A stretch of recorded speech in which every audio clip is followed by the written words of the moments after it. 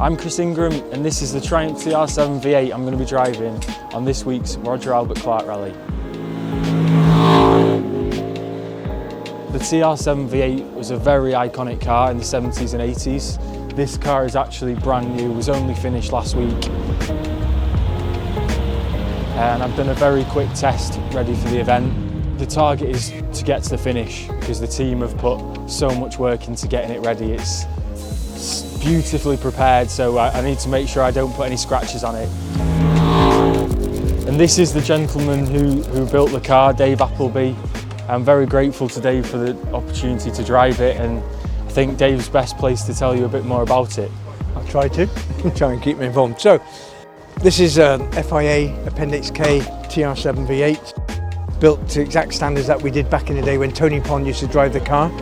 So under the bonnet, we got a 3.5 litre Rover V8 based engine, which is the powerhouse of it literally. 448 Webers, carburettors, dry sumps, producing about 300 brake horsepower, you know, and good torque as well. Steel crank, steel rods, steel rocker gear, and everything else done to it to give it this maximum in a 3.5 litre capacity. Most would be 7,000 RPM. But this will go to 8.2 if required.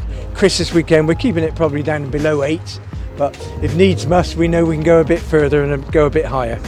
We're then driving through a 5-speed gearbox, 488 axle. The roll cage on the TR is all integral into the screen pillars to FIA standard, and across the top linking a rack, which makes it extremely strong and rigid. So maximum safety. The rear of the car, of course, the biggest thing we got in here is the fuel cell, the bladder tank.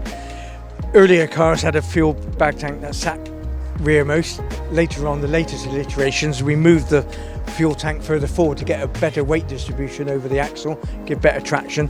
So here we have an L-shaped bag tank, giving about 102 litres of fuel in total. Dry sump tank here, which has always remained the same. Spare wheel, we can carry up to 2 spares in the boot, which is quite useful, especially on these endurance events where we got long stages where tyre wear is going to be quite heavy. This is the exact copy of the Works cars were back in the early 80s, 81, 82 when they finished. We've done the exact copy, but everything's all new. The body shell takes about 600 hours to fabricate. There's a lot of work in the body shell.